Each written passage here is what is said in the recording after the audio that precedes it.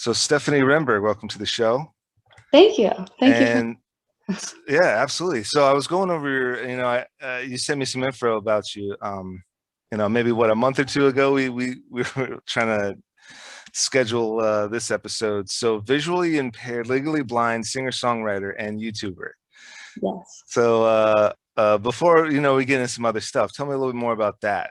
And the challenge, I guess, the challenges, not to mention everything else that's been going on the last year, but the challenges with that, you mentioned YouTube's hard. YouTube is hard. Yeah, I don't know. That's a lot to cover. Singer-songwriter, I guess I'll start. I've been singing forever. Well, as long as I can remember, at least. I started, I guess my debut, I lived in Turkey for a while because I'm a military brat, and our embassy was very tight-knit because when you're overseas, your embassies are pretty tight-knit. And so my best friend's mother decided she wanted to start doing musicals and performances over there, wanted to start directing them because she had, been a performer herself, and now she wanted to, start directing them. So my first musical was actually, it's called Jambalaya. She just took little snippets of multiple shows. So she took some of Charlie Brown, some of Annie, and some of The Sound of Music and put it all together in one musical, which now that I think about it, sounds interesting, but it worked. And I was Snoopy and Charlie Brown. So that was my debut. And I actually had my own solo song and dance that was literally called Supper Time. It was about food.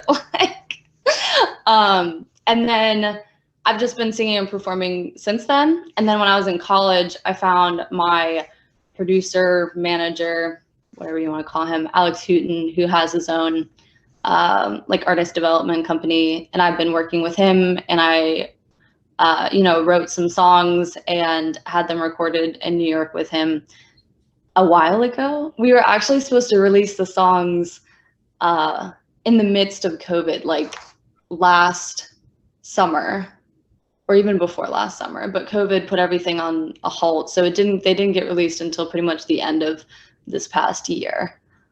Going on to the visually impaired, I guess, should I just go down the line of everything you said? Yeah, sure. You mentioned a lot. Visually impaired. I actually haven't been legally blind my entire life. I was born with 20/20 vision. And then when I was 9, my genetic disorder started to kick in, and it's called Stargardt's. It's the juvenile form of macular degeneration. Have you heard of macular degeneration? Yeah, I have, but I'm not too familiar with it specifically. It's just it's like a slow degeneration of the eye, essentially. So I kind of it seemed at first like I just needed glasses, but then there were no corrective lenses that were doing anything for me. So it's just my eyes get very, very, very slowly worse over time. So I'm not totally blind. A lot of people don't understand what legally blind even means. It just kind of means that your vision's poor and corrective lenses don't really fix it. So I am familiar with that difference, that it's where you can still see, but like you said, there's no corrective lenses.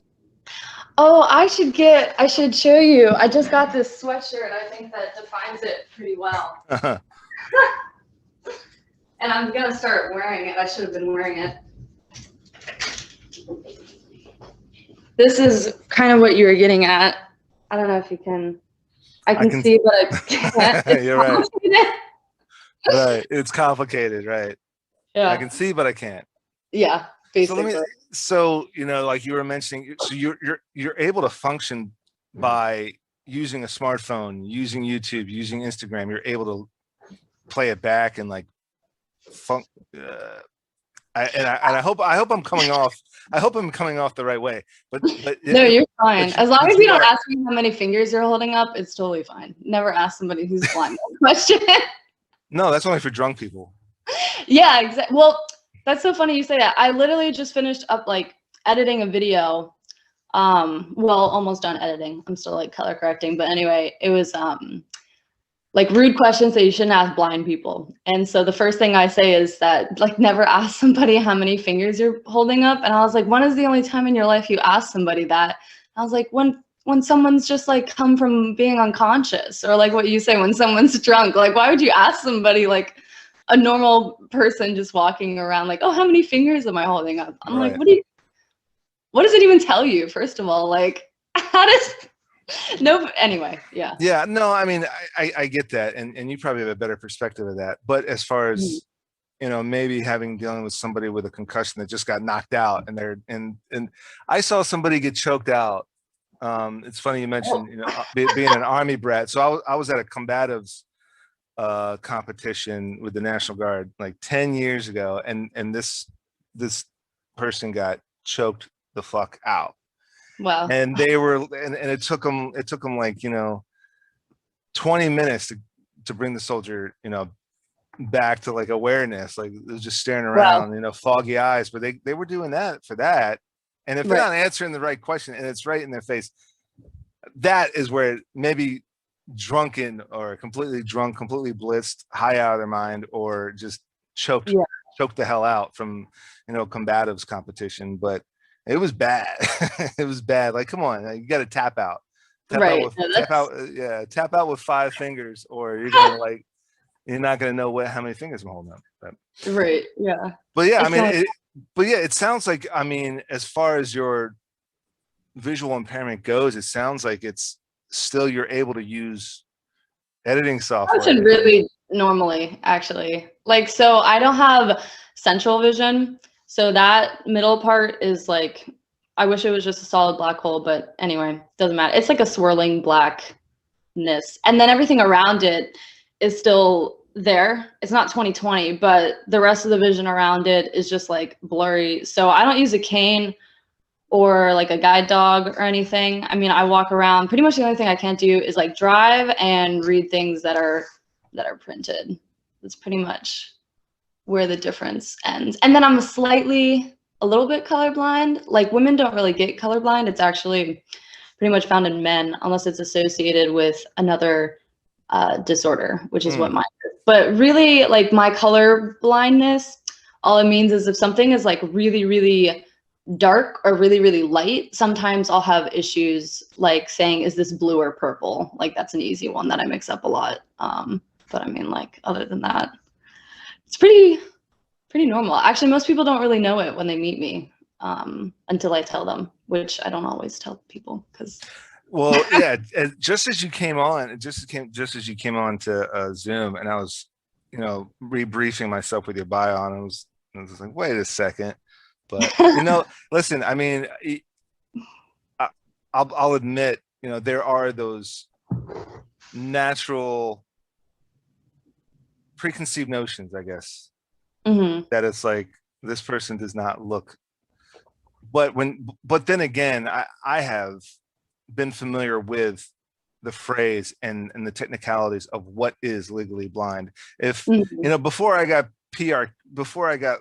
laser eye surgery, and if I didn't have glasses, then legally I would not be able to drive. So legally I'd be blind at that moment, to where there's no way I'm going to be operating this vehicle. My vision was pretty bad before I got laser eye surgery, and now but now, you know, it's a whole new me. But yeah, enough of that. So you know, well, I guess adding on to that, how have you been impacted? What have you been doing lately? You know, how have you been impacted by the current current state of affairs? Well, here, one second. I just realized the door to my bathroom is like open. And I feel like people don't want to look at my toilet. So let me close that. This is like the beauty of filming at home, right? When like you've got all your crap for the world to see. I honestly, I think I've been pretty lightly impacted by COVID, just because nobody in my life has really been affected by it health-wise. My brother did get it, actually, so his wife probably got it too, but they just quarantined for a few weeks, and that was fine. I had a COVID scare at one point, but I got tested, and it wasn't COVID. It actually wasn't even a COVID scare. I just got sick, and the doctor, because everybody's getting COVID, assumed it was COVID. So she's like, no, you need to get tested. You absolutely have COVID. And then it wasn't COVID. I was sick for like a day, and it was just my throat. But anyway, I really the only thing that's happened is that I moved in with my mom and my little brother just temporarily while COVID is going on. And I've actually like loved that.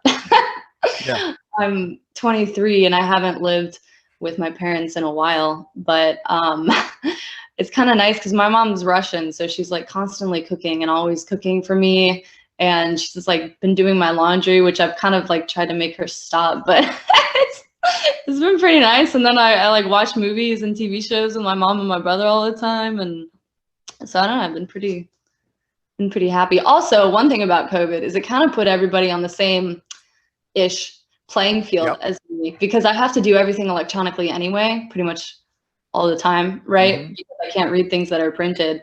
So now when I hear my little brother's going to school, you know, virtually, I'm like, I wonder if that would have been better for me to go to school virtually, because when I went to school, at first, when I was younger, I was using magnifiers, which are like not that effective, not that efficient. And then later on, I had an iPad and was using that to do all of my schoolwork and my testing and stuff. And so I was like, this, I don't know, it might have been better if I had done that for school. But My wife's a third grade teacher, and there are days where she spends hours trying to tell these kids how to figure out how to use their camera.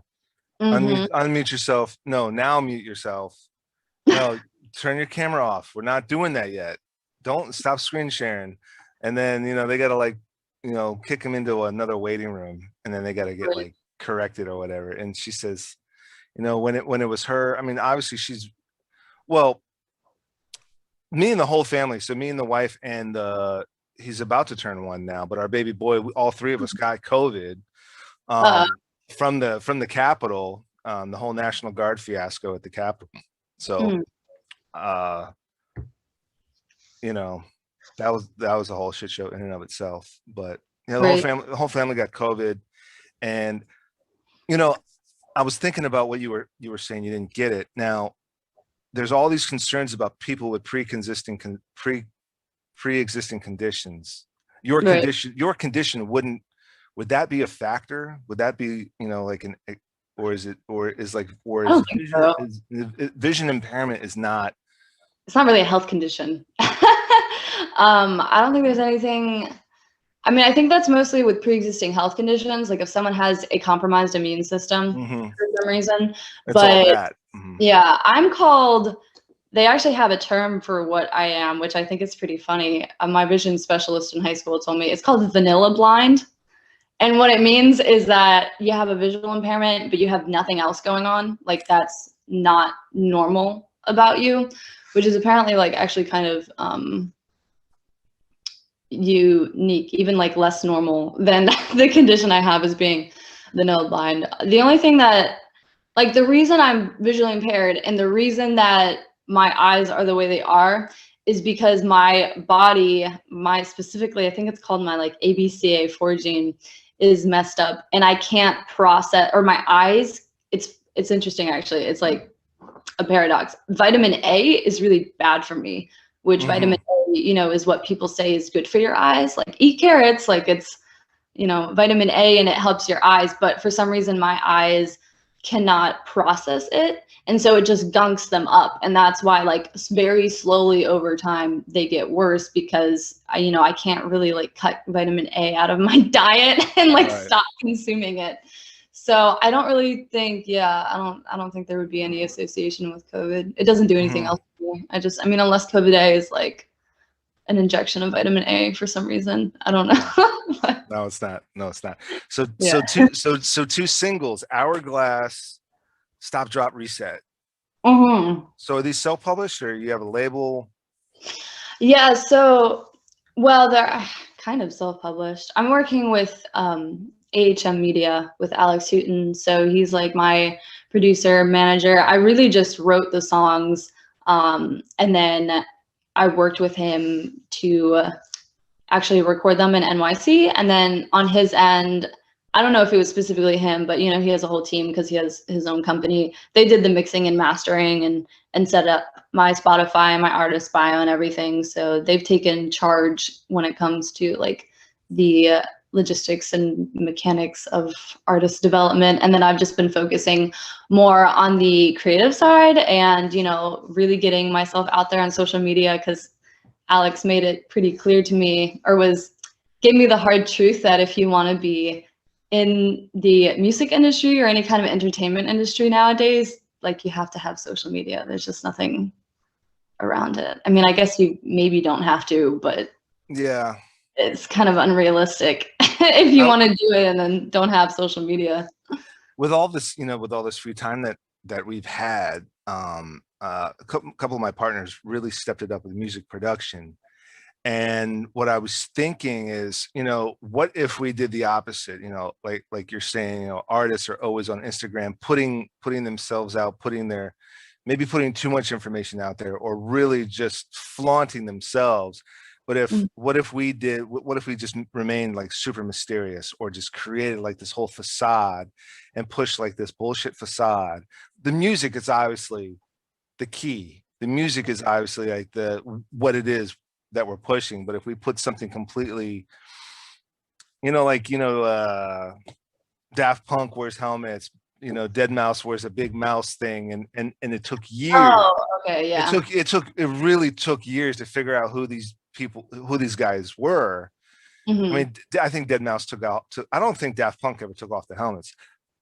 I think that somehow a picture got leaked without them on, and I don't know what happened with that. And I think I never saw it, but like just creating this whole like kind of fictional facade behind the music we actually produced, or something like that. And I think a facade is kind of like still what musicians do anyway nowadays. Like having a brand is such a strong part. I mean, you're not going to get anywhere without a brand, right? Like Lady Gaga's story is that she was going nowhere with her music and as an artist, and then somehow one day was able to have a conversation with Kiss and asked whoever she was talking to in the band or the whole band, like, how did they get their feet, like, how did they get known? And they said it was all about having an image. And obviously Kiss has an extremely strong image and what they look like, probably one of the strongest looks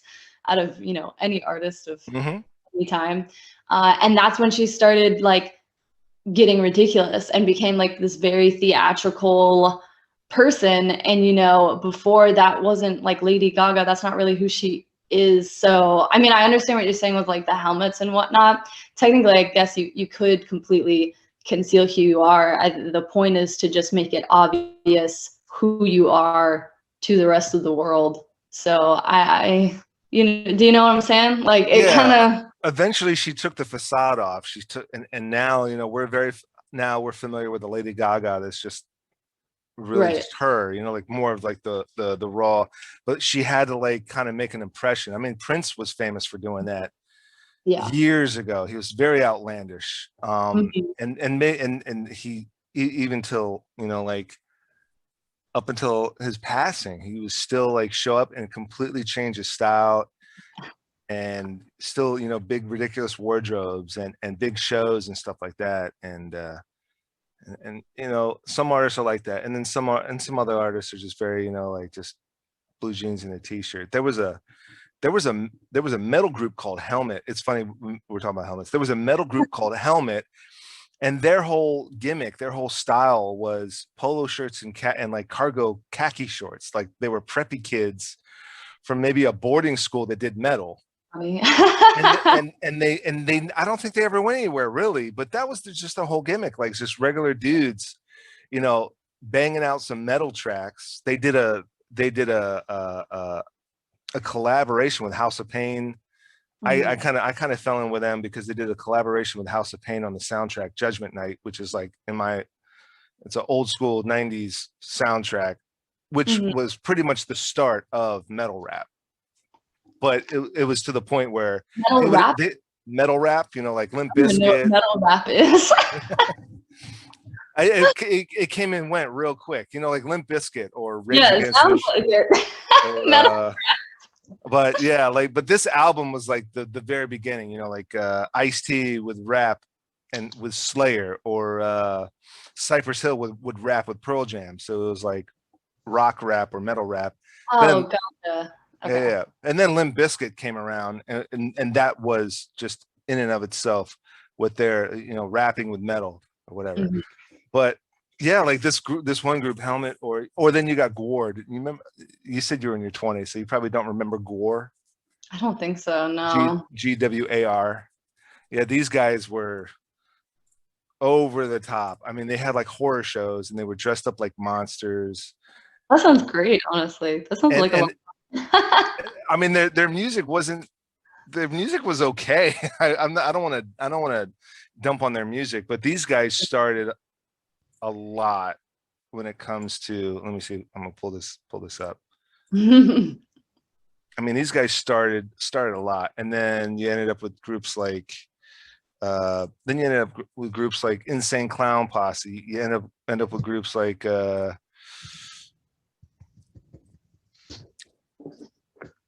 oh wow. You know, they're dressed up like demons and like, you know, medieval executioners with zombies and stuff like that. And it's just,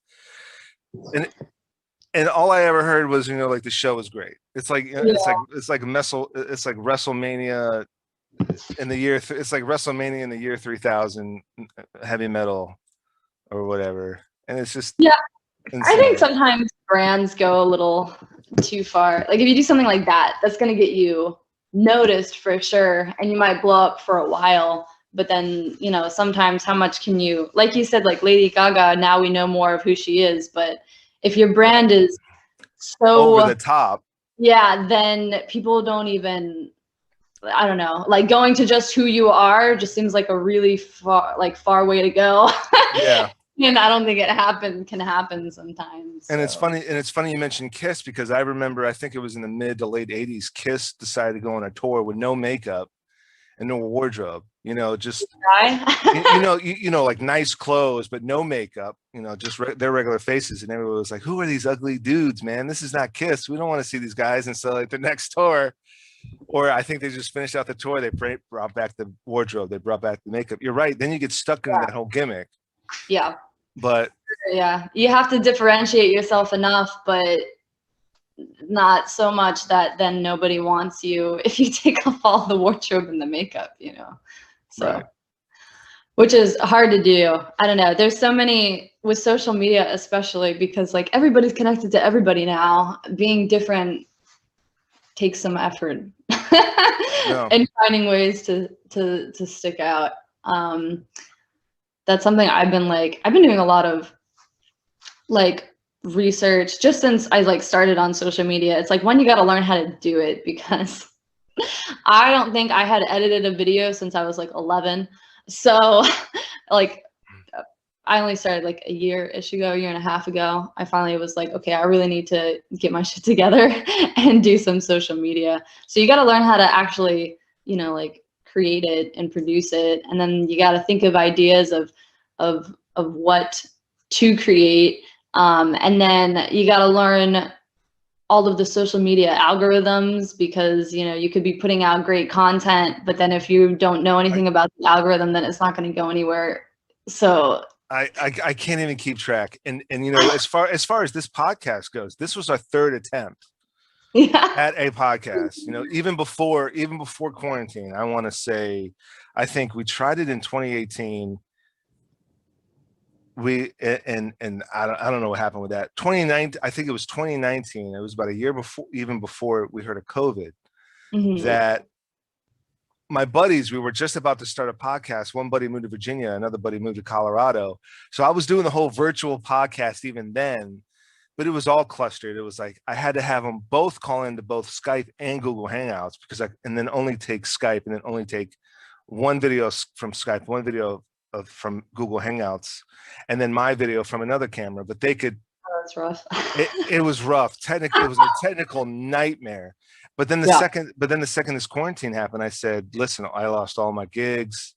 So, and another buddy said, yeah, I lost just about all my gigs. And I'm you know, and we're all always, you know, doing like a little, everybody, well, at least we were on Robinhood before quarantine, but now everybody's on Robinhood trying to, you know, win the stock market and change and beat the stock market. But I said, listen, we'll do our third attempt at this podcast. And it's been going pretty strong, especially because of taking advantage of the opportunity, especially because, listen, just about everybody and their mom was like, yeah, I'll jump on the podcast. Why not? Because they didn't really have anything going on at, you know, in the beginning of the quarantine anyway.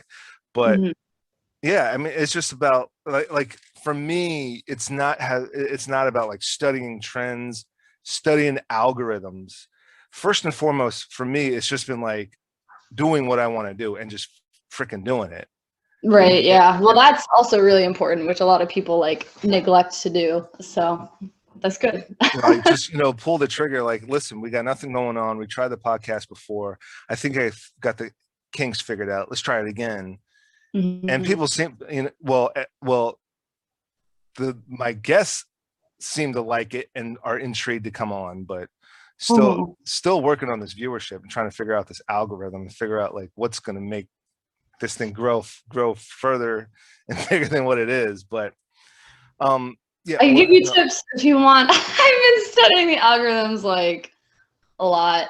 Well, basically anything that I can like find on YouTube for helpful videos or like read articles online. I mean, YouTube is different than Instagram. Pretty much those are the two platforms I've been focusing on and like learning about, YouTube and Instagram. I don't really know anything about podcasting, but I could definitely teach you with YouTube. If you don't have TubeBuddy, that would be my first recommendation.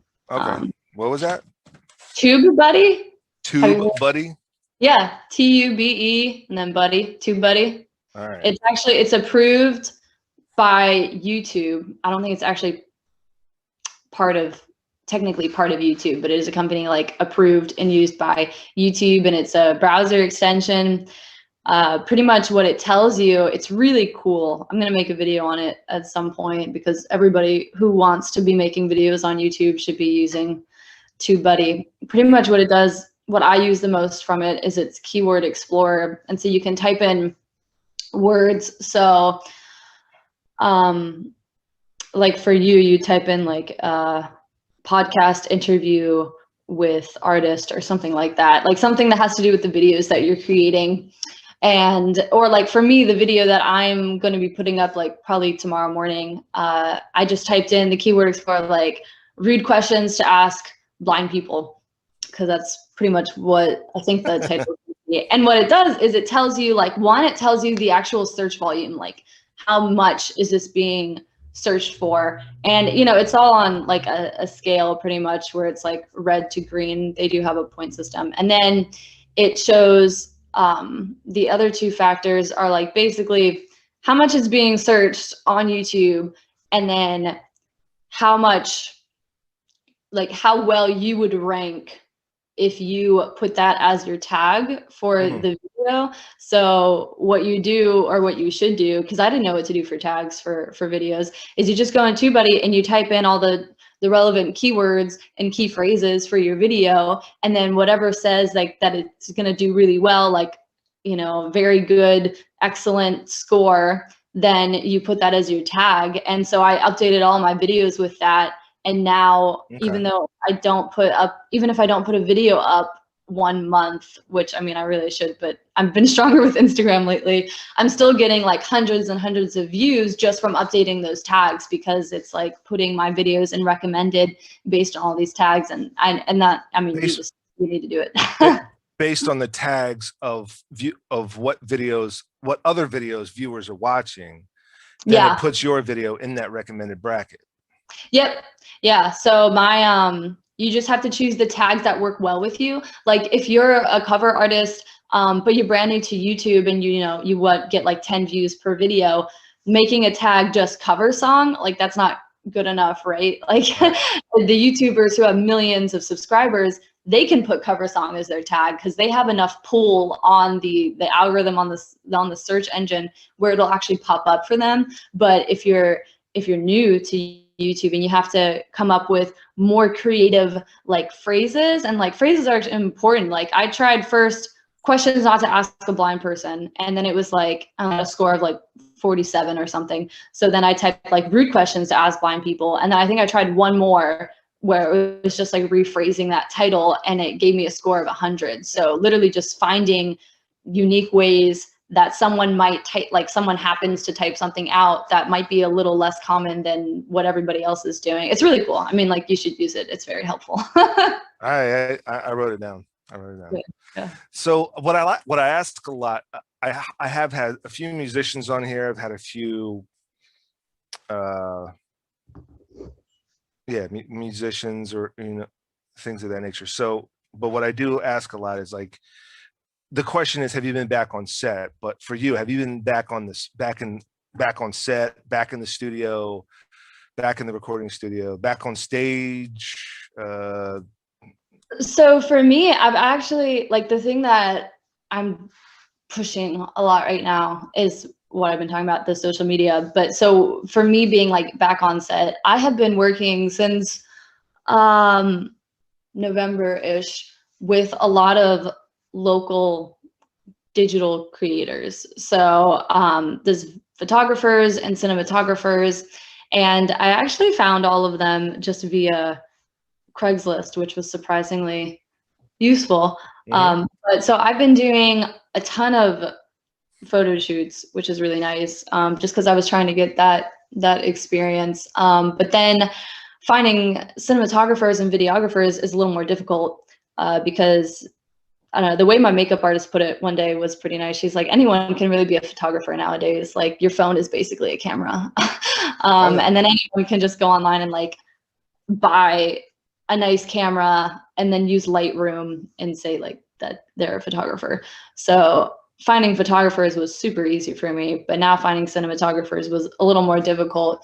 But now I'm actually developing, I have so many projects in the early development stages. It's ridiculous, but I'm developing these way more like higher quality, higher production value quality videos for YouTube, because I've kind of gotten a pretty good handle on Instagram from all the photo shoots and then the research on that. And now I'm trying to like focus my way to YouTube. And one thing I want to do is really like let my brand like explode from the videos that I'm creating. So I'm making some really weird videos.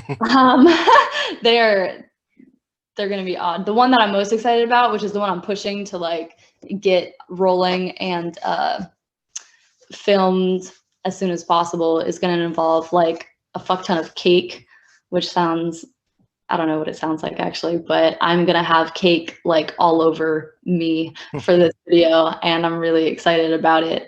But basically the videos are, they actually have like concepts and ideas behind them now, because for a while I was just making the videos of like, oh, I'm standing in front of a camera, I have my microphone, I have GarageBand, I'm recording it, I, sync it up with the footage, and then I upload it online. And that was just, one, it doesn't like get too many views because so many people are putting up videos of them just singing, right? But then also I find it kind of boring, like someone just sitting there and like singing. And then I was watching some YouTubers that have the higher quality videos where it's kind of the same thing. They're just singing with their guitar, their piano, or just their microphone. But the difference is they have a nice camera and they have like a cameraman walking around. So it's more dynamic rather than just a camera sitting and like filming them. But I found those kind of boring too. So now I've been finding songs that inspire like a concept for me or an idea, and then really pushing it, especially if it has like a message. So that one that has to do with the cake, the idea behind it and the message behind it is really just commentary on body image and eating disorders. So I took a song that I thought I could like see the lyrics fitting that message, then I'm going to record it, and then we're going to do, it's almost going to have this haunted feel to it of this video, and there's going to be a lot of cake involved. And it's I mean, there's going to be wardrobe and props and an actual set, and I'll have my makeup artist with me, and a photographer will be there, and my videographer. And so it's going to be like, that's my set now that I have been creating nowadays, because the only recording I've done is NYC, and I can't really go to New York right now. I don't think their travel restrictions have been lifted since July from Virginia. So you're back in Virginia now. Yeah. I'm in Virginia, hanging out with my mom in Northern Virginia, good old Nova. So yeah, everything, my set has been pretty virtual like everybody else, but then yeah, I have like huge plans for videos, which I'm really excited about, but coordinating a video with just yourself is like also hard and took a while for me to figure out. And now I'm trying to coordinate with like 4 or 5 people. My makeup artist is she's awesome. She used to do a lot of PR, had her own disabled veterans nonprofit. So she really knows about, I don't know, whatever you would know from having that in PR. And she's like suggesting that I get some like production assistants, like some PAs, like for my projects and things. So who knows, I might have like 5 or 6 people just on set, and it's a lot of people to coordinate. Well, you know, there's a lot of opportunity to, you know, get some PAs that are willing to work for student credit, and there's a lot of, that's true. There's a lot to make up for when you don't have the cash. You'd have to do a lot of paperwork on the back end to make sure they get their credit.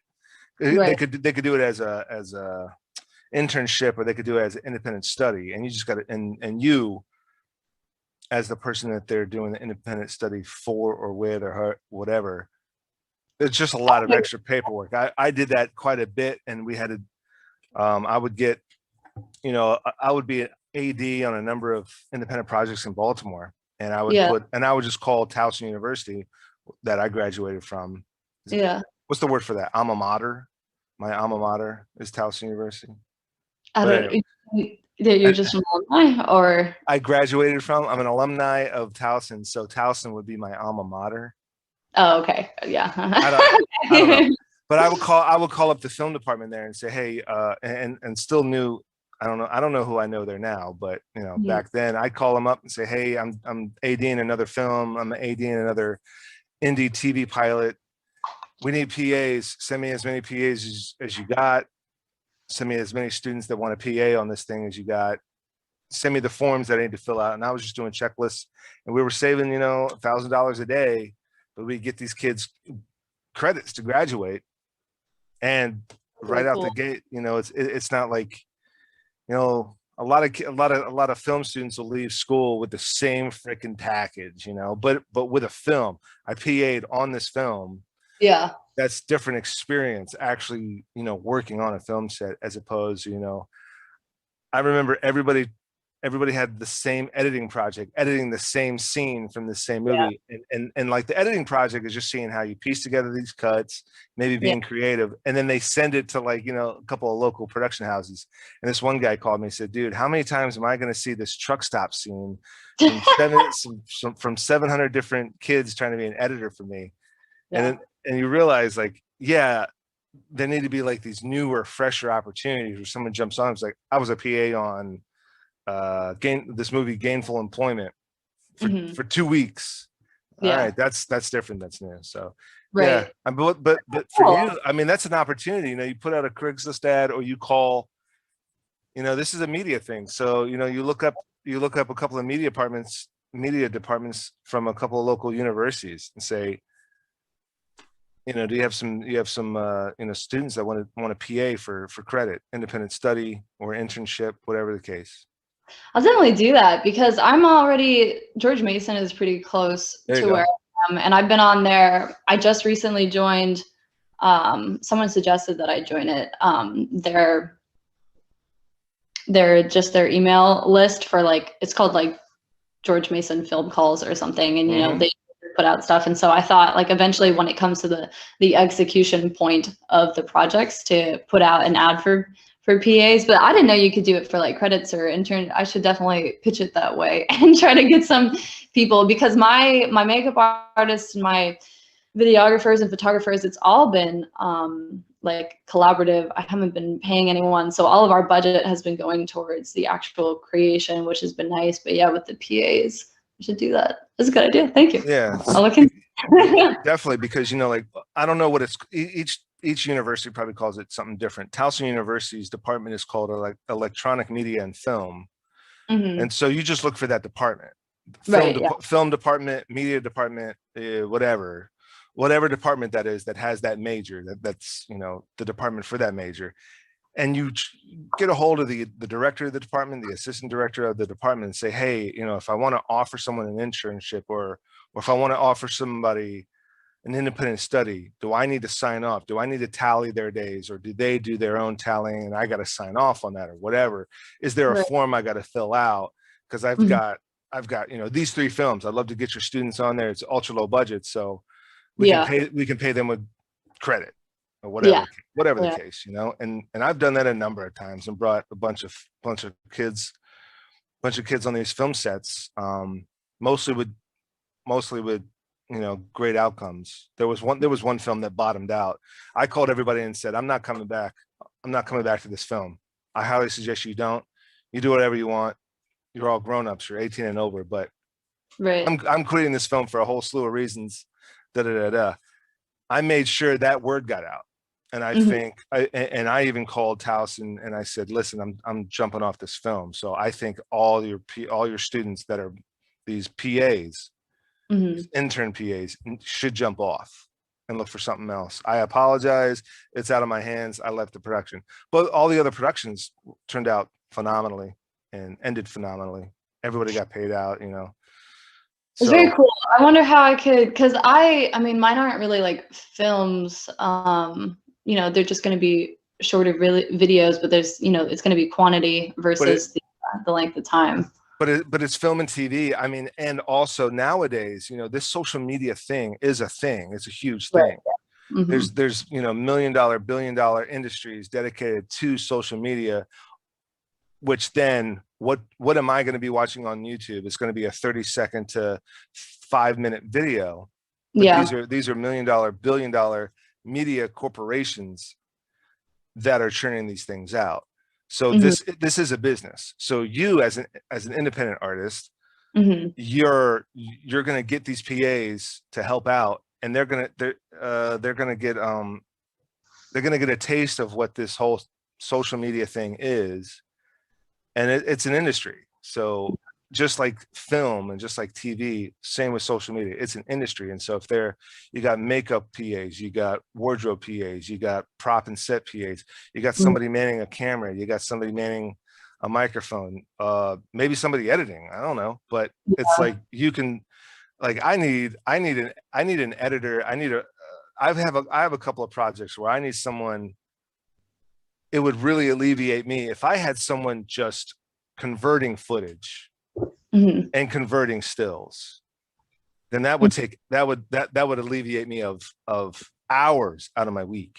And if I had one assistant editor doing some stupid, dumb, simple stuff, but based on the viewership of the show right now, this other web series, based on the viewership of it, based on, I don't know, like, it's kind of a fan series. It's not exactly original like your stuff, original.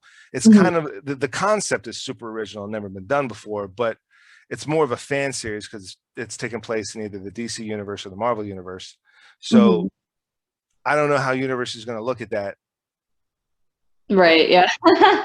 But with your thing, I mean, you've got a foundation, you've got a track record of being a musician, of being an independent artist, of original stuff. You've been represented by a legitimate artist representative agency. So for you to take all that and be like, listen, I'm, launching this whole social media platform. It's Instagram, it's YouTube. Mhm. I'd love to get some PAs on here. And even if you throw the department like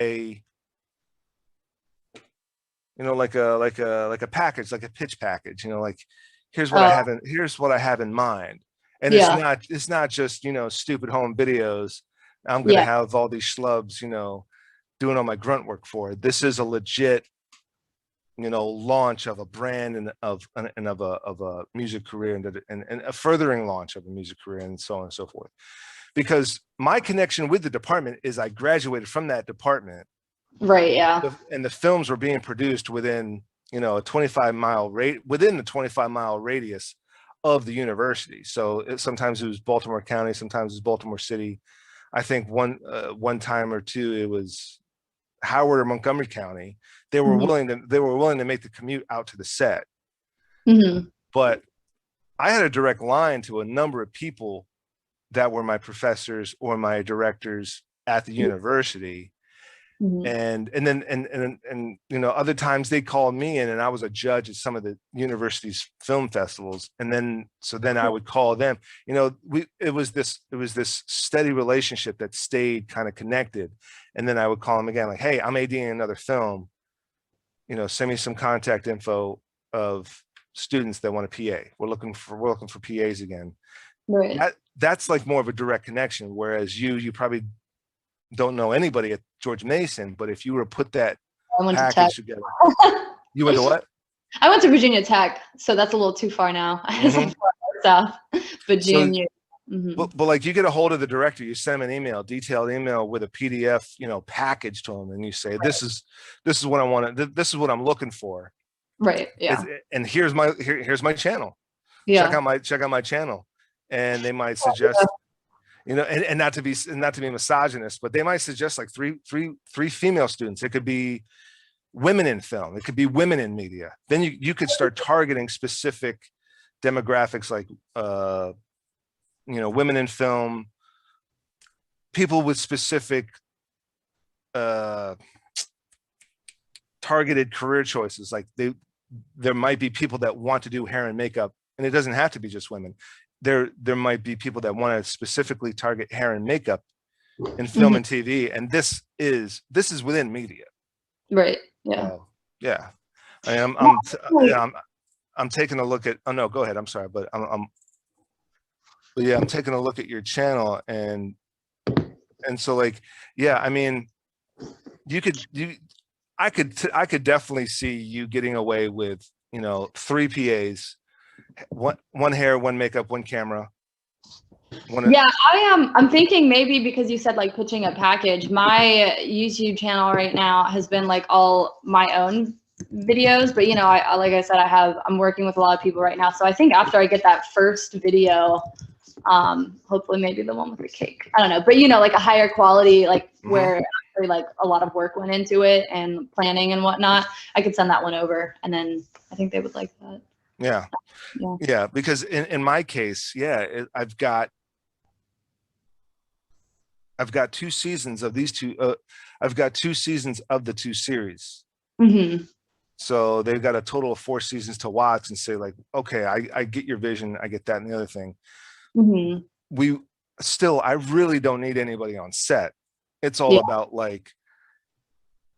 about converting footage, gathering footage, being almost like a researcher, even though it's fictional, but like those ID crime shows, it's produced a lot like those ID crime shows.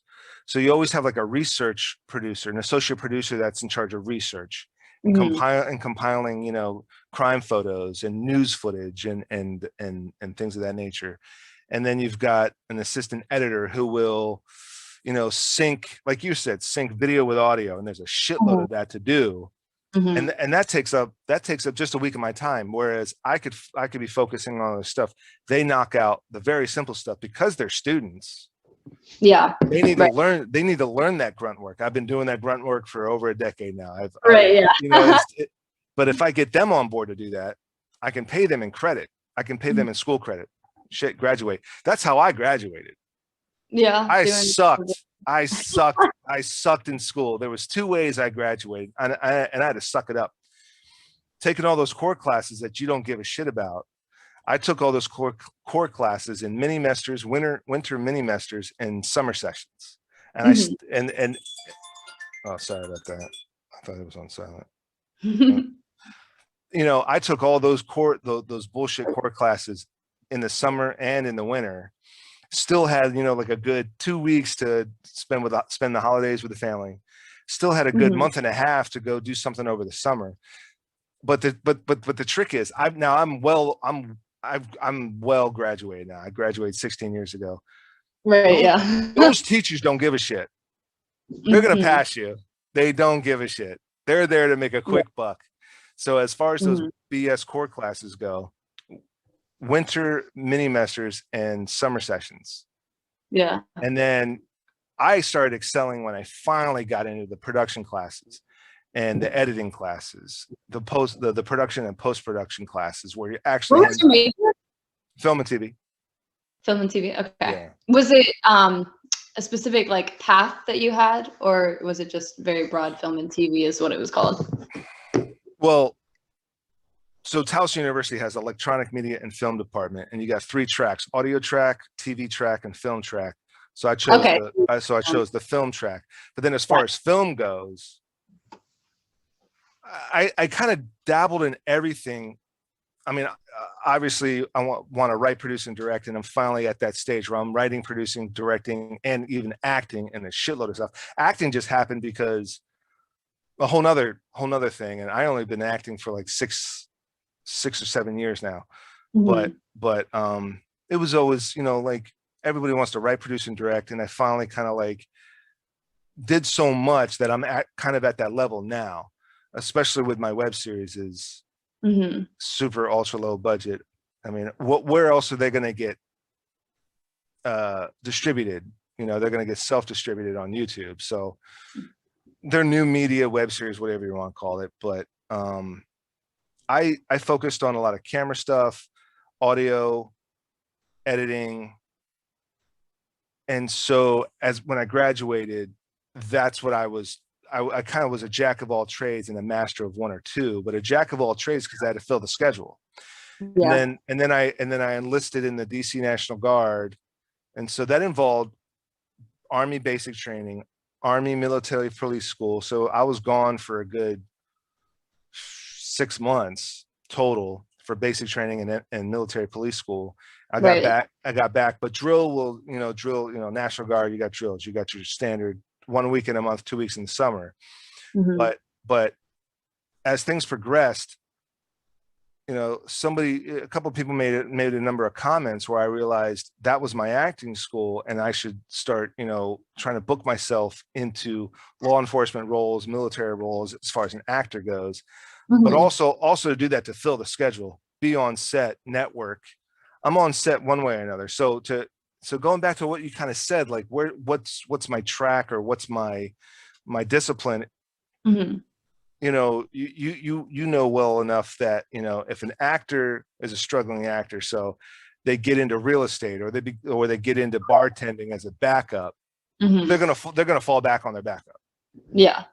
So, you know, like Schwarzenegger, you know, said there was no plan B for me. Yeah. I only set a plan A. It's do or die. And that's why I succeeded at my plan A, because there was no plan B. There is no other route to go. Yeah. But for me, you know, like, you know, there's only so many Schwarzeneggers in the world, but for me, it was like, okay, if I'm going to have a fallback, if I'm going to have a plan B, it's still going to be within film and TV. So there was live streaming. There was live streaming, live events. There was concerts. There was camera. There was audio. There was editing. There was TV studio, you know, directing, remote cameras. There was podcasting. Now there's this remote work. I mean, I'm doing a lot of big budget gigs, corporate and industrial gigs that look just like this podcast. That's how I got it. Because then I started doing this podcast, and then those people I was doing live stream gigs with called me up and said, dude, I saw your podcast. We're doing the same thing, but for industrial clients. We're going back to those conferences, those live events, all those corporate events and conferences and webinars and seminars, but it's all just done in Zoom now. And I'm like, yeah, I'm on board. And so it was like, but just staying within audio, video, and it's that discipline to kind of compromise and sacrifice. But then during COVID, I had to suck it up and not take any gigs on set until I think my first gig back on set was December 12th. Okay, yeah, it was a while. So it was about 2 months ago. It was a good 9 months not taking any on-set gigs. And then December 12th of 2020 was my first acting gig back on set. And I don't think I've done any crew work on set. I've done, and then I did another acting gig, I want to say like in the beginning of February. I did another acting gig, and it's been few and far between. But now me and the whole family got COVID. I got my second shot vaccine. My wife's got the first shot. She's got the second shot coming up, but the whole family got COVID. So now we have the natural antibodies. We're not too concerned about. So now I'm way more open about going out on set, but it's just like, who's doing what and where. It's still very minimal. That's funny you talking about like plan A, plan B. So I did go to tech for, actually I got a bachelor in science. My family's like very academic focused and based, and no one's really into the entertainment industry or like more creative side. And so I was doing, theater and music my whole life, but my parents were never really like pushing me towards that. It was pushing me towards like the sciences pretty much. So I went stable, a more blue collar, or a more white collar, or more stable. Yeah. So I had, and I loved college, and I love like learning. It's not like I'm against science. Like I loved my major and everything I learned. And so from 2019 until only like the beginning of January, I had my first job, which was like in the corporate world, and I really hated it. Like I hated it so much. It wasn't even if it were 9 to 5, like maybe that would have been fine, but my company, like no one really had set hours, and you just had to work until you got your work done, right? And I mean the average work week at my company was 50 hours. And then there were weeks I was clocking almost 60 hours. And as someone who's like visually impaired, like that is exhausting. And just on top of it, they like were really unappreciative as a company, and they weren't like motivating in almost any way. One of my coworkers one time was like, yeah, our motto was work hard, and like, that's it. And the person I started with, she's like not liking it there either. So anyway, so left that company, and I've been focusing on just the artistry. And plus at that company, I was making like a shit salary too. And so when I'm finally like telling my family this year that like, no, I just want to like focus on the music and making, start making money and income on social media and start creating a personal brand and really like growing that. I told my parents, or my mom at least, has always been like, oh, well, like, there's the phrase like starving artist. And I'm like, well, you know what? I'd rather be poor doing something I like doing than me being poor in like this shit corporate job. Like, cause I was not getting any salary. And then I was living in Arlington, Virginia, which is so expensive. Like now I haven't been working since the beginning of January, and I have a new job starting up anyway, like for just like to have an income, because obviously I need some sort of income until I can make enough from music and social media. But I have now in my bank account like almost like 10 times more money than I had at any point during the year I was working, because all my money was going to rent basically, and I was paid such a low salary that like, I couldn't even save anything. I was like 15 months of, or no, not 15 months, but like 13-ish months of working, and I couldn't even pay like 2 or 3 months of rent if I wanted to, if I didn't have a job. And I was this is pathetic. Like, why would anyone do this? And so I said, screw that. And so now I am going to have like another job starting up soon, but it's actually it's with a department that I had an internship with. So I already know, like, I really like them and I like the work atmosphere. So that'll be totally fine. But I'm feeling somewhat like Schwarzenegger, I guess, in the like screw plan B. I'm gonna, Plan B. yeah, I'm gonna do. I mean, like, really, the only way I'm gonna fail is if I give up, and I don't really plan on giving up until I'm like 60. If nothing's happening, then sure, but I'll be retired by then. So. Right. I mean, like, so you know, the key for me too was living well under my means. Mm-hmm. You know, the problem that bites people in the ass is they live well over their means. Yeah. And you know, I didn't have a smart TV until after me and the wife got married, she's a master at finding sales and deals. Yeah. And my first HD TV was a hand-me-down, like a buddy gave it to me because he got something better.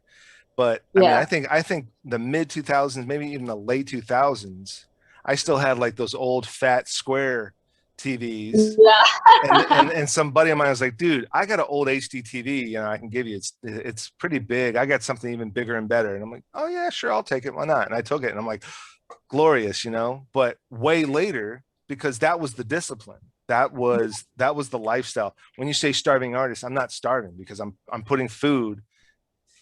I'm putting food in my body. You know, paying what bills I need to pay, but I excluded everything else. I never, you know, I didn't have a credit card. Well, I had a credit card, paid it off, dumped it, and then I didn't have a credit card for the longest until me and the wife got married, and then we started looking at, like, you know, if we do have this credit card, there's these benefits, and you know, there's both of us monitoring this one credit card that, you know, we'll be cautious about, and so on and so forth. But it was the discipline of. No, I feel that. Major minimalism. Yeah. Extreme minimalism, and what's important. You know, I had people tell me, like, don't sacrifice what you want today. Don't sacrifice what you want tomorrow for what you think you want today. I was like, I don't need to go out to the bars. But I was such a minimalist that I actually could go out to bars and party with friends every so often. I would go out, and then it turned into making that into a product on YouTube. You know, crazy exploits out on the town. You know, we go back to the crib and we just, you know, talk shit for hours at night. And I would start using bits like that, using bits of those moments in my videos, and it would be funny. And then that kind of churned into a thing. And then that built onto another thing. And then that thing built onto another thing. And it's like, and I realized, if I'm going to do something, then that something has to be a part of the two other things that I'm doing. Yeah. Yeah, no, it's talking about the minimalist. Yeah, when I first started my job, and then, I don't know, it's so funny when you look at a salary and it's your first salary, you're kind of like, wow, this is such a big number. And then when you divide it by like 12 months, and then, you know, each week and then each day, you realize how small of an amount you can spend. And I was really like, my family was getting on my ass because I was just like, not even even like buying I was like eating frozen meals, which is, I mean, maybe more because I was being a little lazy. I didn't really have time. Like, I was putting 50 hours of work of like 50 hours a week into my work. And then on top of it, like every spare moment I had, I was putting into like learning about social media and like creating content for social media.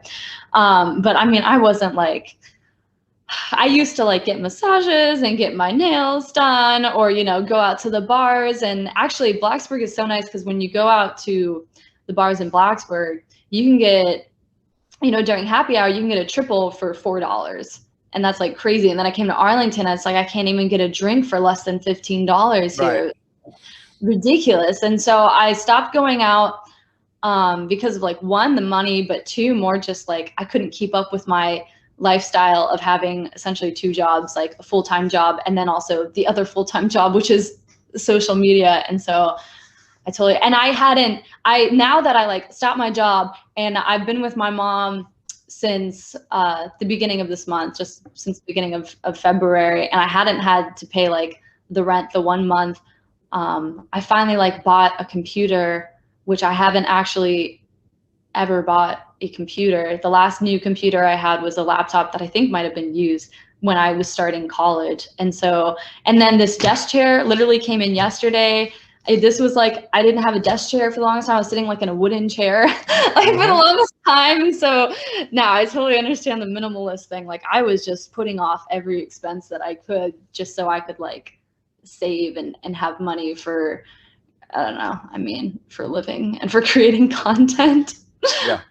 So it took the lifestyle down like a few notches. But the other thing that you were saying, like how you started doing the taking snip pieces of like you going out with your friends and stuff. I find that so funny how you said like that turned into like content for you and whatnot. Because for a while when I was watching YouTube, you know, or maybe you do, maybe you don't, PewDiePie, like yeah. So I watched like in the very early stages of me learning about YouTube, his video on like how to get your first 1,000 YouTube subscribers or 100, whatever it was. And he was talking about like how he really only started getting subscribers when he had this more niched concept of what, like horror video games or something. It was always, he started with gaming and then he found a way to like niche that down. And that's when he started getting subscribers. And so for a while I was trying to figure out like, how can I niche myself? I always found the like visual impairment as its own niche, which it is, but like that's not enough to just like be legally blind. There are plenty of legally blind YouTubers. So I only really started thinking about the concept, the videos and photo shoots that I'm planning and executing right now when I made a Craigslist ad for photographers, for TFP photographers, and started doing photo shoots. And then it kind of reminded me of like how I used to watch so much Top Model growing up, like with Tyra Banks, and they'd always have like concepts to their photo shoots, or like messages behind them.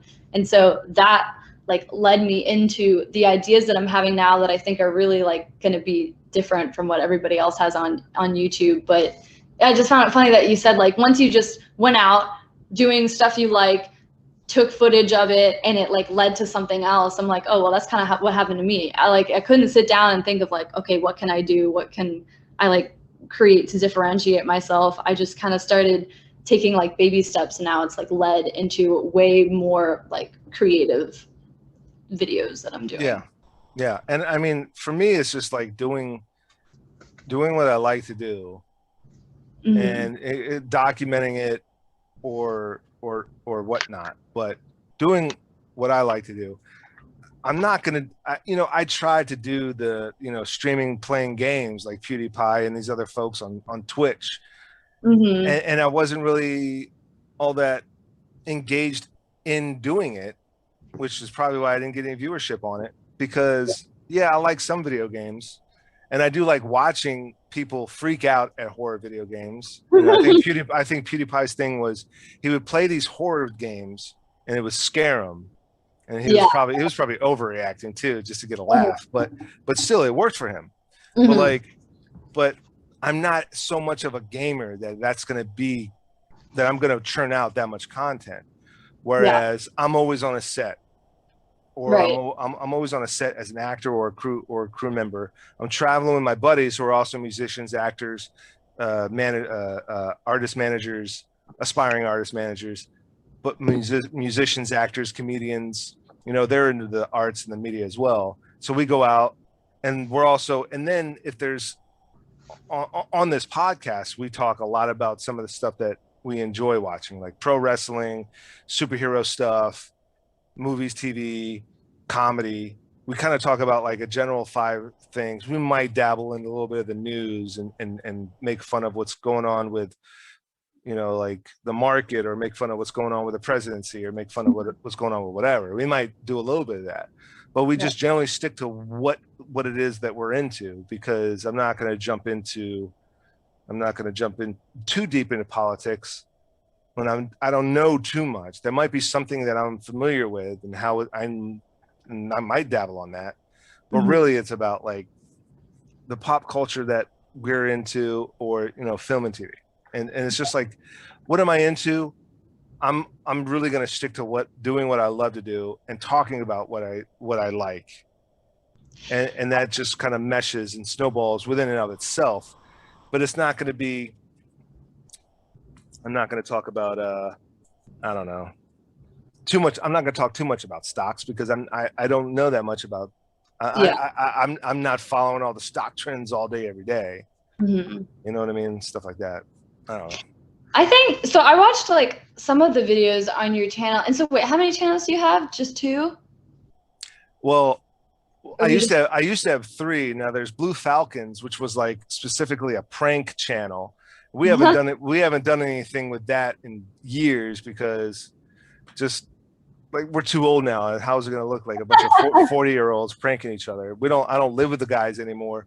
Yeah. Most of the guys are like, you know, so far spread across the US that this podcast is really it. Then there was another channel we did called Technological, where it was we tried to do the Tosh.0 thing, and my buddy TechFall, that's his rapper name. TechFall is like kind of a rapper doing the the Tosh.0 thing, making fun of other viral videos. Mm-hmm. And then again, he moved out.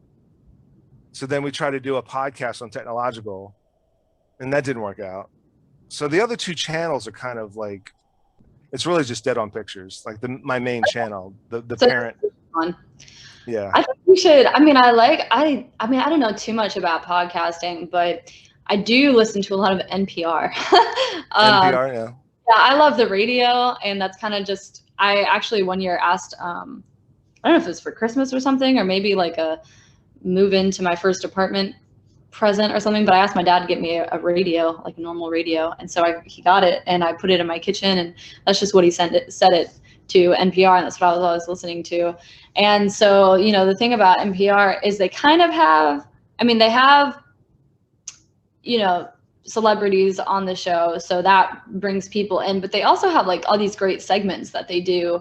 And like these games, like the wait, don't tell me, and these other things. I feel like if you come up with some kind of game or segment for your podcast, I feel like that could be a real game changer. I don't know if you have any of those on, but if you have just like something, you know, people want something to differentiate you across, like aside from the rest of the podcasting channels, and that's what's striking me. If you have like some sort of game or quiz time, and then you could even put the I don't know if you've ever put timestamps in your descriptions, but you could even put in the timestamp just for that, like those specific segments. Yeah. And then you could see how many people are actually clicking specifically for that too, just looking at your YouTube analytics.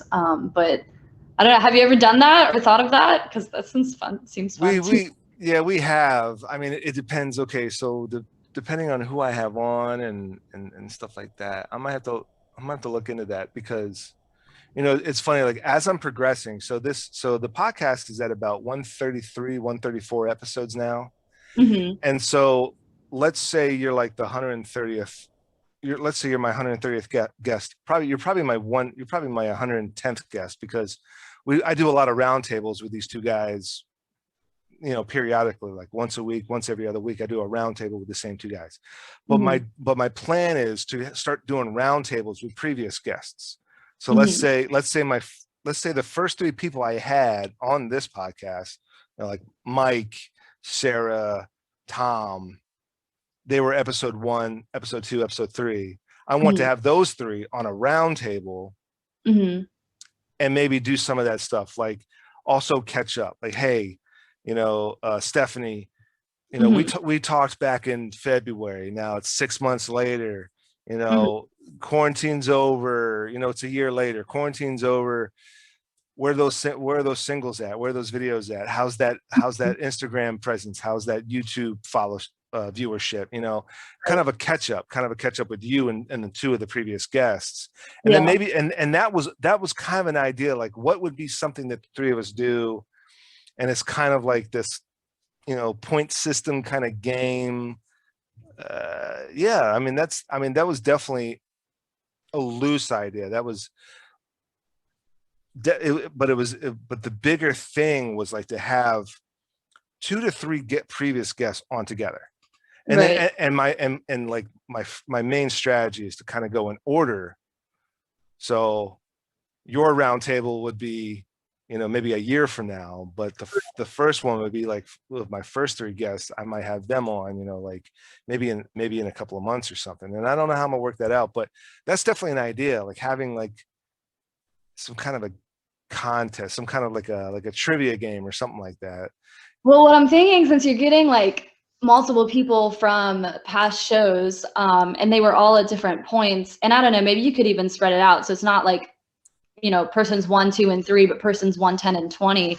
Or like, okay, specifically for me, because I'm COVID, the first thing that came into my mind, you have some COVID guests back. And I don't know, bring up, this is just because I watch NPR, like the first game that comes to my mind is like having like weird COVID facts or COVID stories that happened, and try to, you know, see if people can remember exactly what happened. Like, I mean, that's kind of just going off of the wait, don't tell me, where they're like, did this happen, or did this happen, or did this happen, like to finish some crazy news story that happened. Oh yeah, 2 truths and a lie, like that kind of Yeah, game. like that maybe, yeah. And Yeah. maybe COVID themed, and like, did this happen or did this happen, and see if like your COVID guests can remember like what was happening, or you know, when it's not COVID, just things happening in the world. You're not quite news, but you know, something, just, yeah, I don't know, some game. You'll have to think on it, whatever, because you said you have like what, 4-ish topics that you talk about with people. Yeah, generally here. Yeah. Like, you know, I do have like these areas that I cover. Yeah. Great. So then maybe like pulling in, you know, one person from each of those topics, and then thinking of some kind of game that's like trivia or Jeopardy, or I don't know, you know, something. I don't know. I think that's one thing, because podcasts, until you get people that are big enough to like draw in like these huge audiences, because I'm going to obviously be putting this on my social media, but my social media, YouTube is not that big yet. Instagram, for the last few months, I've been getting like 1,000 followers per month. So I'm definitely building there. But until you get like people that are big enough to bring in crowds for you, got to differentiate somehow, because like putting their name on the videos might not be enough yet. I don't know. I don't know how big the other people are that you have on the show. But yeah. I mean, they're all over. Yeah. Just random. They're not as famous as you though. So you kind of gave me a glimpse of your agenda. You know, you got these big videos planned and some more music. What drives you? What's your driving force for music, for, you know, for expanding social media, for what's your driving force, you know, behind your ideas for these music videos? Oh, the ideas, or like Just generally, like what's your driving force that, you know, what inspires you to further all of this? well, I guess like big picture is that, one, I love singing and I love performing. So like end goal is that I want to have a successful career in that, right? And then there's the other part of my brand, which is that I'm legally blind and visually impaired. And that's something that a lot of people don't know about. And if people do know anything about it, they usually go off of stereotypes. Like I have a YouTube video called "Can a Blind Girl Be Pretty?" because I think you were almost like inching towards this before, but like people think if you're disabled, automatically in their mind, they like think you're unattractive. So I've had people in my life, like actually specifically like teachers and professors, who, because they are the people that know of my disability before they meet me, usually, you know, because I'll like email them in college to like tell them, or, you know, when I was in just high school, middle school, you know, they were notified of the kids that need accommodations and stuff. And I've had teachers up front just tell me like, well, the first time that it happened is I had a teacher in high school, and I saw him in Wegmans, like the grocery store, once. And then the next day in class, he was like, yeah, I had my wife with me, and I've told her about you before because I love this teacher, and he like loved me. I was one of his like favorites, obviously, with me and my other friends. Like he loved our little group. And so he had told his wife about us before, and he told me that his wife was like, yeah, I didn't expect her to be so pretty. And because like he had said that I was blind. And I've had professors in college where they know about my disability, and then I go in and they open the door to see me for the first time. And, you know, I can't see too much, but, you know, being like shaking within distance of shaking hands, I can see people's facial expressions, and I've seen them just so much shock on their face when they see me. And they're literally like, are you Stephanie? Like, is that you? So this is just one of the huge driving factors for me. I want to like really push for a difference, like for people with disabilities and who have visual impairment. So that's a huge part of my brand and something I want to be as part of my career. So that, like, those are the two things pushing me for that end goal, or like, you know, what I'm working towards right now in terms of like career as an artist. It's working pretty well. I mean, it's actually, you'd be surprised. Like when it comes, people are like, how do you create content? How can I think of content ideas? And like the way that I really figured out how to think of content ideas is when I started thinking about who's my audience and like what I want to convey to my audience.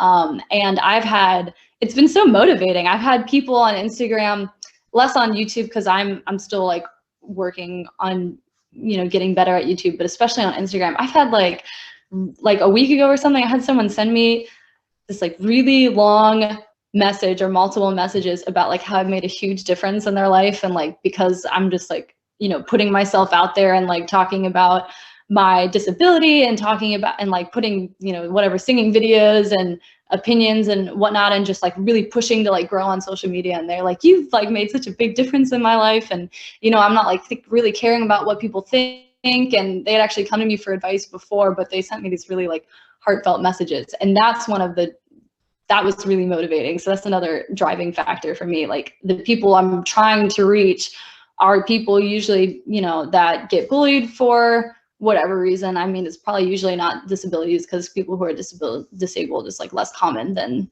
just bullying in general.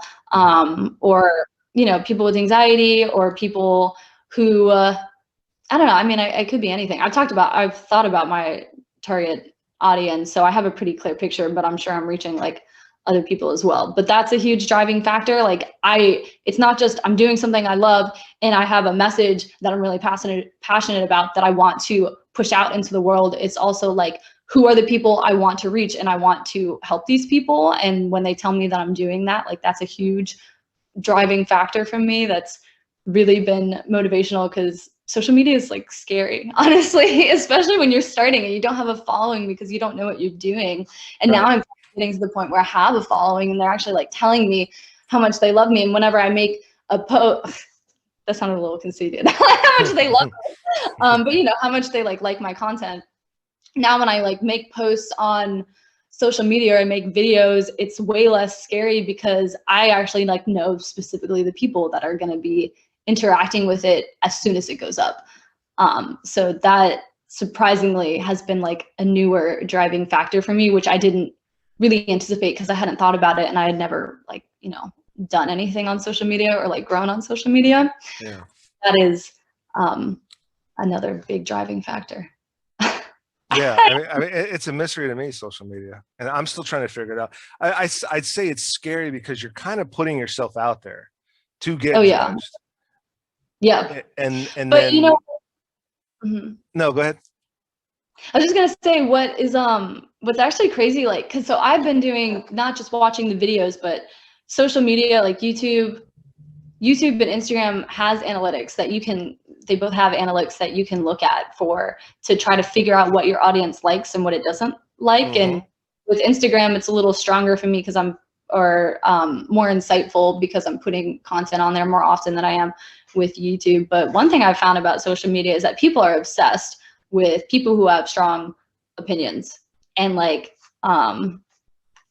put those out there. People like controversial topics. So when you're putting yourself out there, that's kind of the point. You don't want to be, my first few videos were very like, hi, I'm Stephanie. And it's like, not that interesting, and nothing was really differentiating me and nothing was capturing people's attention. But then I figured out, like, whenever I make posts that are very like opinionated or even controversial, or like I made a post a few days ago of someone who made a comment on one of my Instagram posts that was like, wait up, he was like, hold up, if you're legally blind, why don't you just get glasses and stop making everybody feel bad for you? And I was just thrown back by this comment. Not super thrown back because I've gotten it so many times in my life. Like people are just, what the shit? yeah, it was ridiculous. So I always try to like have a little bit of tact, and like I, you know, scratched out his name so nobody knew, and I posted it to my Instagram. I put on this long description where I'm like, first of all, and I was like, it's you are with an apostrophe R-E-N's, not Y-O-U-R, because he said that wrong. And I just wanted to be funny to like open up the description. But then I went on about like that's not what legally blind means. And I didn't even really get into that, but I just was like talking about like how I'm not looking for people's pity. Like I'm putting out that I'm legally blind because it's part of who I am and it's how I want to like change the world. And anyway, but this was like a pretty controversial post that I put. I've never gotten so much thoughtful engagement on a post ever. Like every single person that commented on that post put like a paragraph. It was crazy. So that was a big rant. I'm not even sure what I connected from what you said, but something about really putting who you are and your thoughts on social media is like what people eat up. Like they eat that shit up. So it's scary. Like, that's what people want to see. Yeah. But also it's like you have to keep it coming. And for me, it's like I do have, you know, like as a filmmaker, it's like I've got like these 10 films, or I've got like these 20 episodes of a show, and that's it. Maybe do some BTS to that, and maybe kind of like behind the scenes stuff of additionally. But it's like putting a 5-minute opinion piece on social media every other day for the rest of my life. That's freaking exhausting. That's too much. People batch their content. Like there are videos on how to batch your content, and sometimes it's more realistic for some people than others. I mean, there are some people who will like batch their Instagram content one day, 4 hours of taking photo shoots and changing wardrobe, and that's their content for an entire month. For videos, it's a little harder, but I don't know. I don't think you need to put it on every other day unless it's Instagram, unfortunately, which is why people batch their content there. But when it comes to YouTube, you're using TubeBuddy, you're just optimizing your SEO, the search engine optimization, and you're putting out something that's quality. Usually you don't need this kind of frequency. Right. Like there's like this YouTuber like Historia Civilis or something. He's got a bunch of subscribers, but he was only putting out videos like once a month or maybe even less, because he does all the animation and then has to come up with like, you know, telling you about the history. And so it can't happen. It's really just the matter of doing it and then being patient to let it like grow. Social media is something that definitely grows over time. Yeah, it's definitely patience, but it's also just staying true to the content and just staying true to like your vision. And if it's once a month, it's once a month. If people people are gonna like it, eventually get a hold of it. But right, you're absolutely right. You need to have that SEO freaking thing done too. Did you know you're pretty like, because TubeBuddy lets you see insights for other channels. So I looked at your channel last night with TubeBuddy. You have like because you have so many videos, your watch time seems like it's pretty up there. Like you could get to monetization actually like pretty quickly if you wanted to and learn how. Do you know that? Have you looked how much? Because you had like 143K views or something. So I don't know how much watch time you have. You can look it up. Yeah, I'm aware of the viewership. It's just the subscribers. I got to beef that up. So I'm looking at that too, buddy, and like jump on that probably tonight. Yeah, that's gonna be my weekend project. It's my kid's first birthday. Aww. And whenever he's distracted, I'm gonna be like, TubeBuddy, copy and paste keywords. Yeah, well, yeah, when I found out about TubeBuddy, I was just like doing one video a day, like optimizing one video a day. That's where I, you know, how much time I had. Because it'll probably take you like, well, it depends. You'll get better at it as you like learn how to manipulate the keywords. But the first video you do is probably gonna take you like 30 minutes. Maybe. Okay. I was doing the SEO, and then I was also like updating thumbnails and stuff. So depends how much you want to do. But do you know how much watch time you have on the channel? Not at the moment, no. Because I took a break from one web series, which is kind of just like this raw, kind of like behind the scenes thing.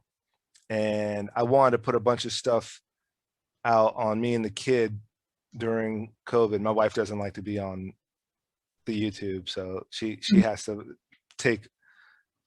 be very specific with what social media she puts out. Yeah. But I took a bunch of videos of me and the kid, over the last year, and kind of did just like this little multi-episode catch up, where have we been type thing, just to also showcase this kid grew up fast. He's huge, he's gargantuous, but yeah. I haven't taken a look at it because I uploaded so much stuff recently, and then still on top of this thing, and then trying to and at some point in the next couple of months, I got to look at the algorithms for the 2 crime shows as well. Yeah. And see what that is, and start beefing things up. Do you have an Instagram for any of your channels, or it's just purely YouTube? I have an Instagram, but my Instagram is for the Dead on Pictures channel, essentially. Yeah. No, I don't have anything personal. The Facebook, the Tumblr, the Twitter, the Instagram, the YouTube. What the hell else is there? Pinterest, Reddit. I think that's it. It's just all it's all promotion for what it is I'm doing. So it's either going to be my acting career, my film career, or the YouTube channel. That's all my social media is. It's all kind of like intertwined. Well, I was just going to suggest, so like what I did, because my first year on YouTube, I got like literally like 70 subscribers. Granted, I didn't put like many videos on, and I wasn't learning anything about the social media, or not the first year, like the first 6 months or something, when I realized I was going nowhere, and I was like, I need to like get my shit together and learn how to do this.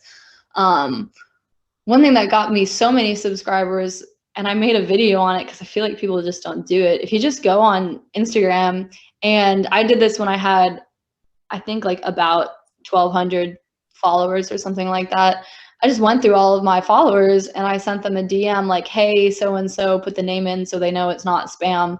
And I was just like, hey, I have a YouTube channel.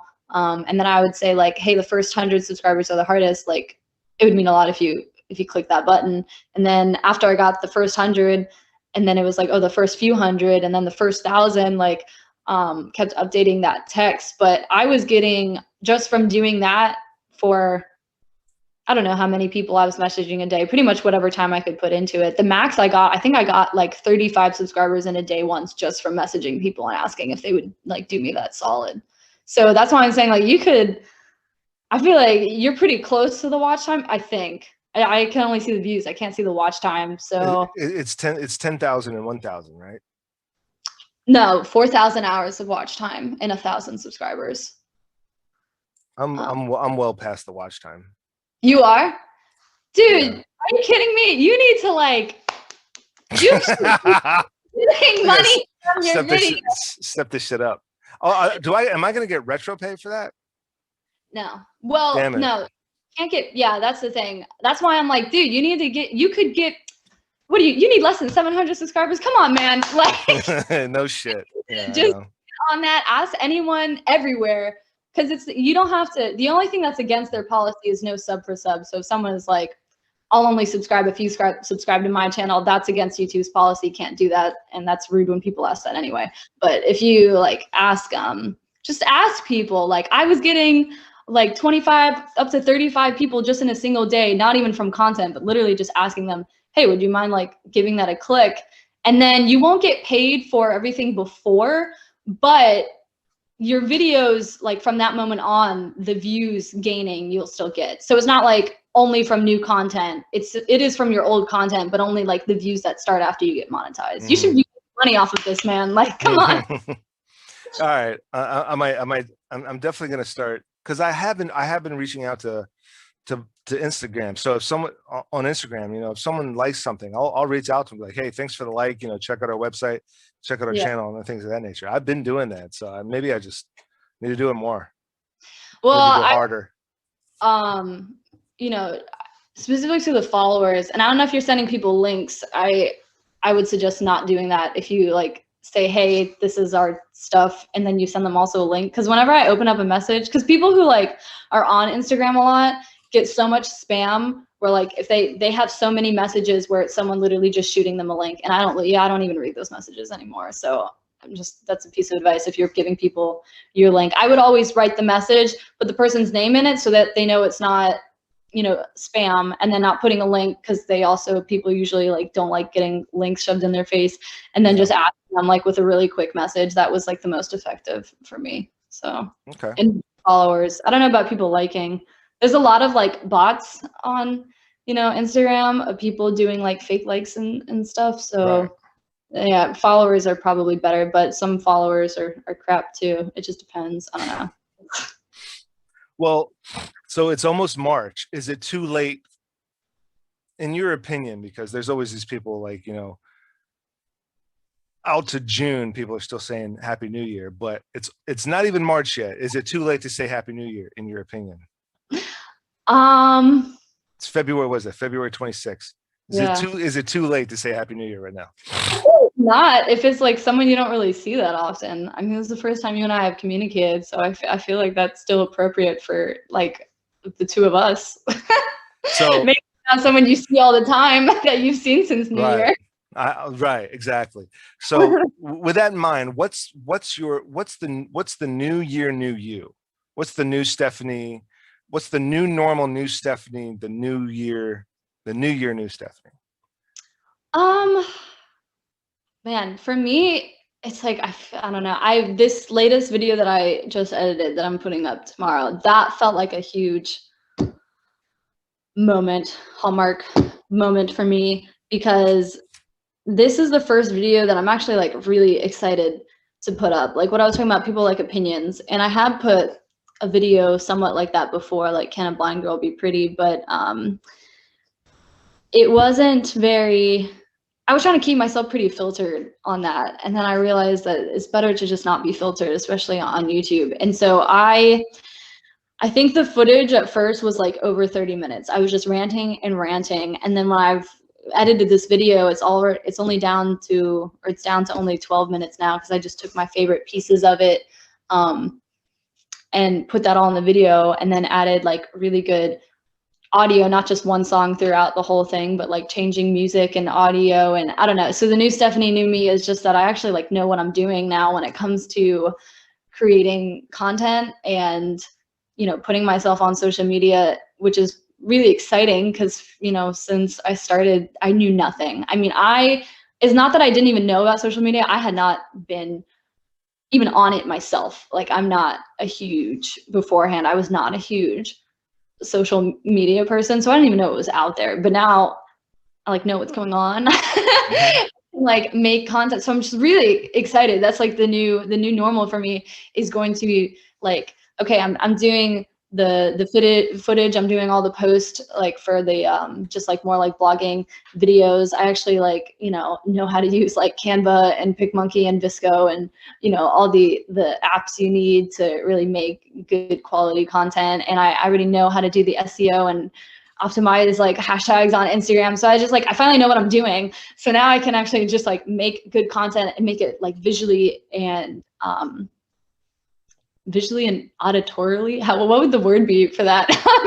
Visually appealing, and also like good to the ears. So yeah, the new normal is just constantly working on more of the creative side and coming up with like cool concepts, which I wish I could like point to a video, but nothing has been made yet. It's all like in development, but that's what I see. I have like literally like I have the next like 6 months planned out in terms of my YouTube content. That's all like in the works right now. So it's awesome. Busy. That's my new me. It's busy. Absolutely. Busy and creative. Yeah. Busy and creative.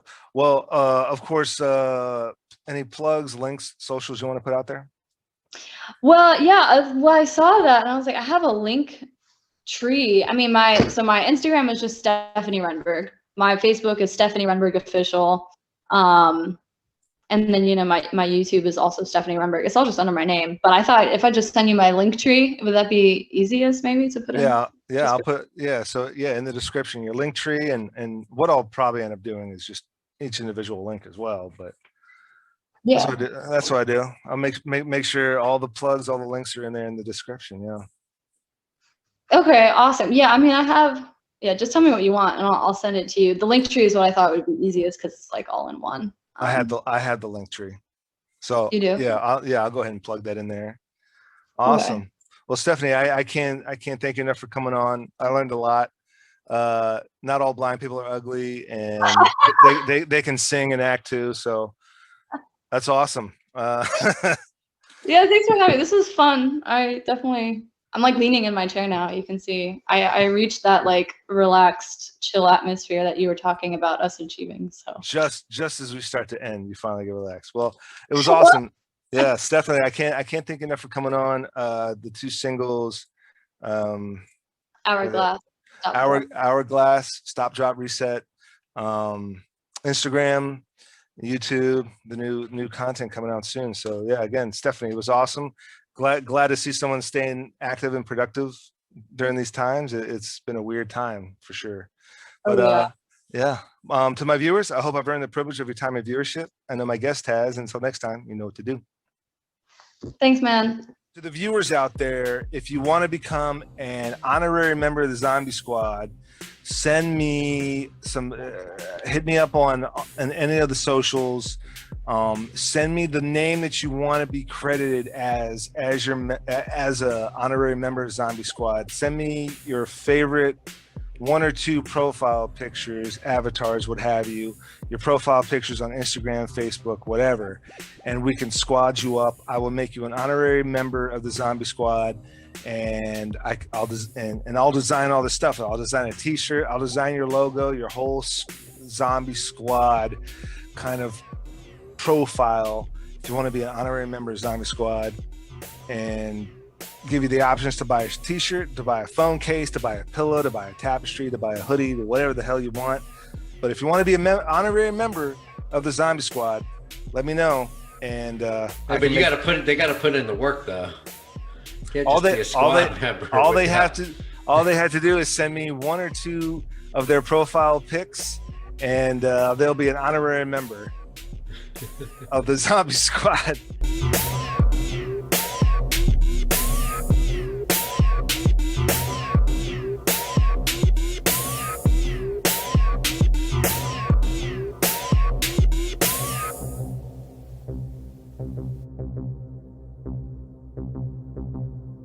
To the viewers out there, if you want to become an honorary member of the Zombie Squad, send me some, hit me up on any of the socials. Send me the name that you want to be credited as a honorary member of Zombie Squad. Send me your favorite 1 or 2 profile pictures, avatars, what have you, your profile pictures on Instagram, Facebook, whatever, and we can squad you up. I will make you an honorary member of the Zombie Squad, and I'll design all this stuff. I'll design a t-shirt, I'll design your logo, your whole Zombie Squad kind of profile if you want to be an honorary member of Zombie Squad, and give you the options to buy a t-shirt, to buy a phone case, to buy a pillow, to buy a tapestry, to buy a hoodie, to whatever the hell you want. But if you want to be an honorary member of the Zombie Squad, let me know. And but they got to put in the work though. All they have to do is send me 1 or 2 of their profile pics, and they'll be an honorary member of the Zombie Squad.